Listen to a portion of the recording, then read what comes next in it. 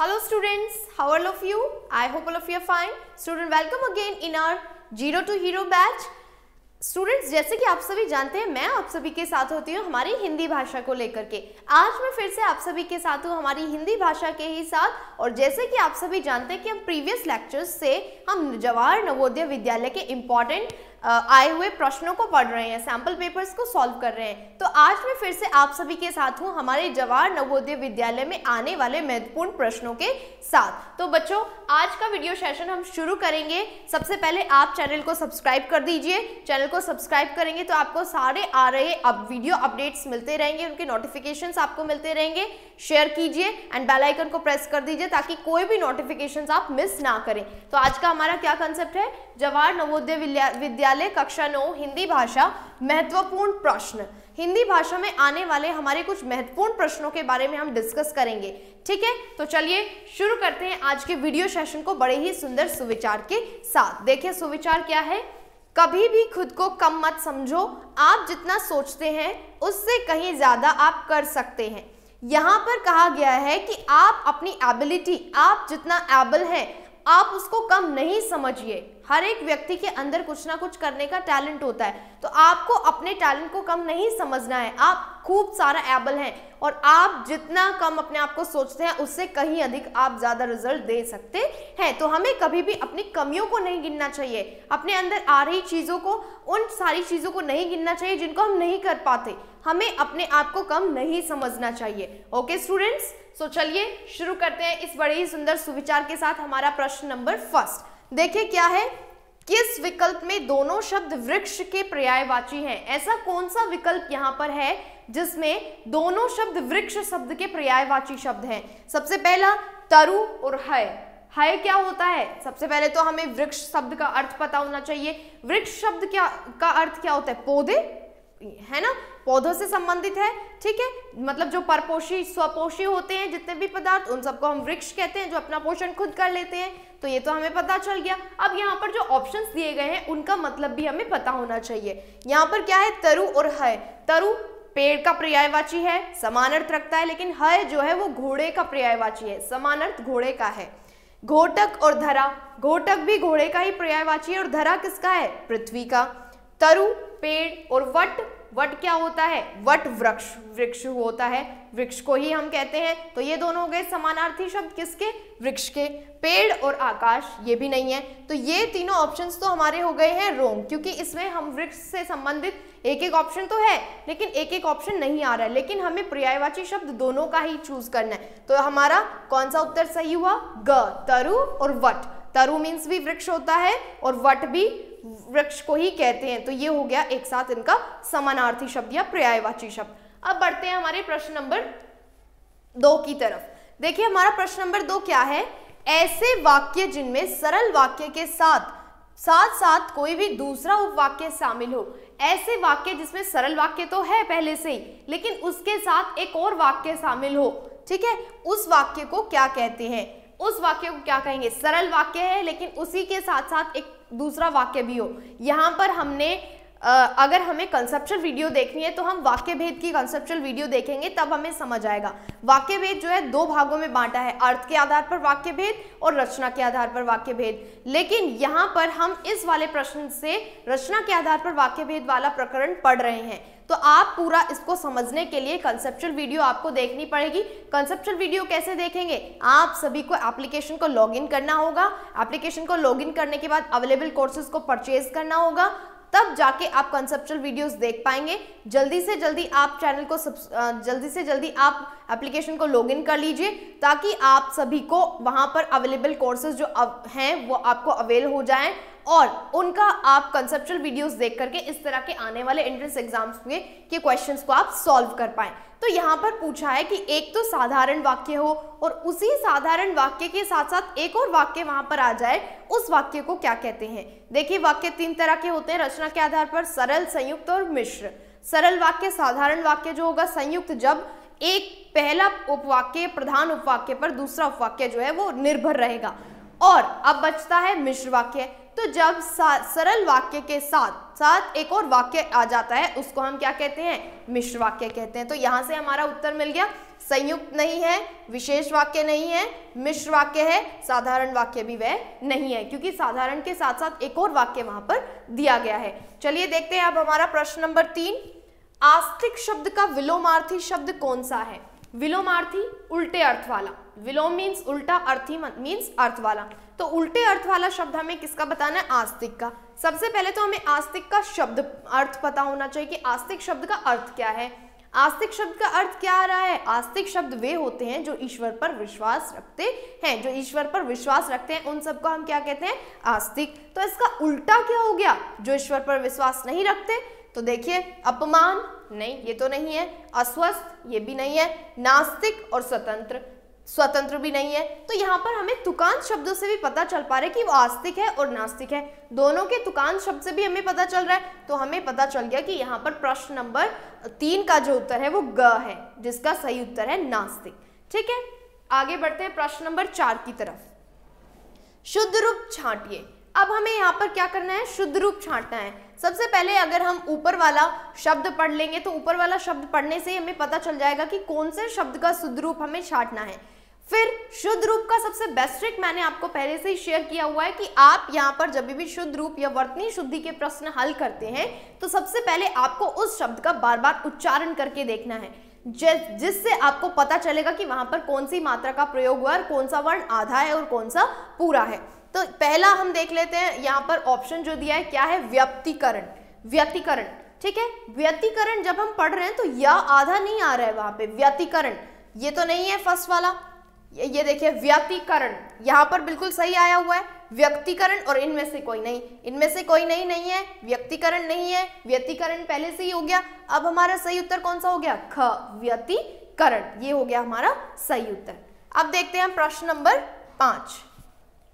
जैसा व्यक्ति होता है उसके साथ वैसा ही व्यवहार किया जाता है का आग्रह करते हुए आप किस लोकोक्ति का प्रयोग करेंगे। अब देखिए यहाँ पर एक वाक्य दे दिया है हमें, उस वाक्य को समझ के हमें यहाँ पर एक लोकोक्ति सही बतानी है कि इस वाक्य के लिए कौन सी लोकोक्ति उपयुक्त है, ये हमें यहाँ पर बताना है। तो हम कैसे बताएंगे, सबसे पहले तो हमें लोकोक्तियों को पढ़ लेते हैं। हमें समझ आ गया कि जिस तरह का व्यक्ति होगा उसके साथ वैसा ही व्यवहार किया जाएगा। पढ़ लेते हैं, जैसा देश वैसा भेष, जैसे स्थिति होती है हमें वैसा ही बन जाना होता है, ये नहीं है। जान है तो जहान है, ये भी नहीं है। हमने हमारे 2021 पेपर में ये देखा था प्रश्न, ये जो आया हुआ था, ये नहीं है, दोनों में से कोई नहीं है। जैसा मुंह वैसा तमाचा और जेठ के भरोसे पेट। जेठ के भरोसे पेट मीन्स अगर एक भाई, दो भाई हैं, एक भाई में से दूसरे पहले वाला भाई जो है वो थोड़ा सा निर्धन है, तो उस निर्धन भाई के और उसके परिवार का जो भरण पोषण करता है बड़ा भाई करता है। तो यहाँ पर क्या हो गया, उस वधू का जो जेठ, बड़े भाई जेठ होते हैं, यही संबंध होता है आपस में, तो उन पर निर्भर हो जाना, ये क्या हो गया, जेठ के भरोसे पे। ठीक है, तो ये भी नहीं है। अब हमारा बचता है एक, जैसा मुंह वैसा तमाचा, मतलब जैसा व्यक्ति हमारे साथ व्यवहार करेगा बिल्कुल वैसा ही हम भी उसी के साथ व्यवहार करेंगे। तो हमारा सही उत्तर कौन सा हुआ, कौन सी सही लोकोक्ति हो गई, जैसा मुंह वैसा तमाचा। तो जैसा व्यक्ति होता है उसके साथ वैसा ही व्यवहार करना चाहिए, इसके लिए उपयुक्त लोकोक्ति कौन सी हुई, जैसा मुंह वैसा तमाचा। अगला प्रश्न देखते हैं, प्रश्न नंबर 6। निम्नलिखित में से द्रव्यवाचक संज्ञा चुनिए। द्रव्यवाचक संज्ञा कौन सी होती हैं, जिनमें हम जिन चीजों का हम मापन तो कर सकते हैं लेकिन द्रव्य में उनको गिनेंगे, चीजें वस्तुओं में उनको गिनेंगे। ठीक है, तो ये हो गई द्रव्यवाचक संज्ञा। द्रव्यवाचक संज्ञा का देखिए, गंगा, शहर, ईमानदारी और सोना। गंगा क्या है, गंगा एक निश्चित नदी का नाम दिया गया है, तो यहाँ पर ये गंगा क्या हुआ, व्यक्तिवाचक संज्ञा हुआ, ये नहीं है। नेक्स्ट शहर, शहर जातिवाचक संज्ञा में आएगा क्योंकि शहर बहुत सारे हैं और उन शहरों को एक शब्द रिप्रेजेंट कर रहा है, शहर। यहाँ पर पर्टिकुलर किसी भी निश्चित शहर का नाम नहीं दिया जा रहा है, इसलिए शहर भी नहीं है द्रव्यवाचक संज्ञा। ईमानदारी, एक शब्द है ईमानदार। ईमानदार व्यक्ति से जब हम व्यक्तिवाचक संज्ञा से भाववाचक संज्ञा में बदलाव करते हैं तो यहाँ पर हमें शब्द मिल जाता है ईमानदारी, ये भाववाचक संज्ञा हुई। तो यहाँ पर एक शब्द दिया गया है सोना।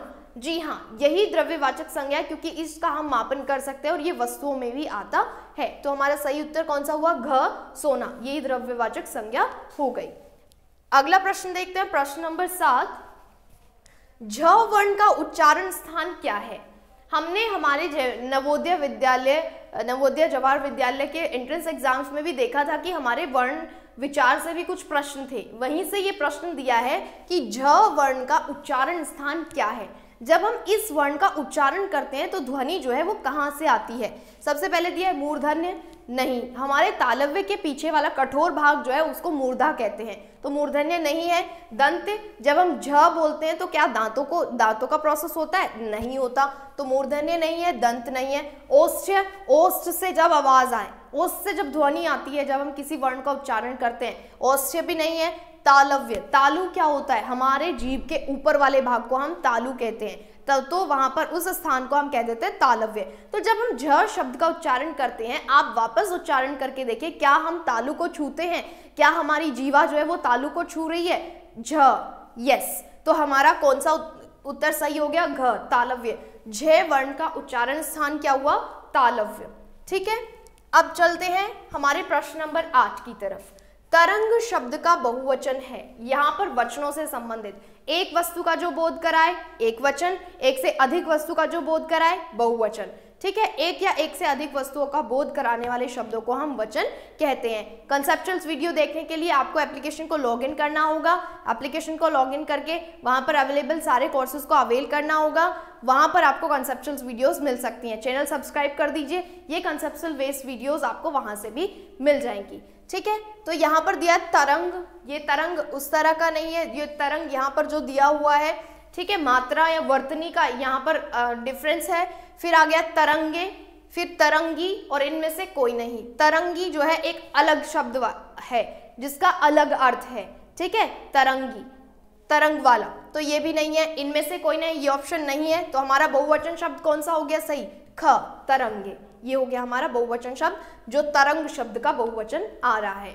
अब बढ़ते हैं हम अगले प्रश्न की तरफ, प्रश्न नंबर 9। प्रश्न नंबर 9 में देखिए क्या दिया है। रोहन हमेशा आत्म प्रशंसा करता रहता है। आत्म प्रशंसा मीन्स अपने बारे में बोलता रहता है, अपनी प्रशंसा करता रहता है हमेशा। वाक्य के रेखांकित कथन के स्थान पर दिए हुए मुहावरे से किसका प्रयोग ठीक रहेगा? अब हमें क्या करना है, यहाँ पर इस शब्द को समझना है कि ये शब्द क्या दिया है? आत्म प्रशंसा करना। आत्म प्रशंसा करने के इस वाक्यांश के स्थान पर हमें यहाँ पर से कोई भी एक मुहावरा चुन करके उसकी जगह पर लिखना है।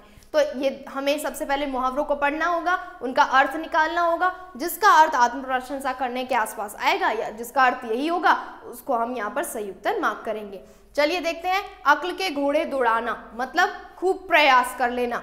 अंधेरे घर का उजाला मतलब इकलौता, है ना, इकलौता व्यक्ति जब होगा तब हम इस मुहावरे का प्रयोग करेंगे, अंधेरे घर का उजाला। ये भी नहीं है, ये भी नहीं है। अपने मुंह मियाँ मिट्ठू बनना, अपने मुंह मतलब अपनी तारीफें अपने मुंह से करना, ये हो गया अपने मुंह मियाँ मिट्ठू बनना। फिर है अपना उल्लू सीधा करना। अपना उल्लू सीधा करना मतलब अपने स्वार्थ के लिए अपना कार्य निकाल लेना, अपने स्वार्थ के लिए अपना कार्य निकालना। ठीक है, तो ये भी नहीं है। अब बचा है हमारा प्रश्न ऑप्शन नंबर ग, अपने मुंह मियाँ मिट्ठू बनना मतलब अपनी तारीफें खुद से ही करना। और यहाँ पर क्या दिया है? आत्म प्रशंसा करना।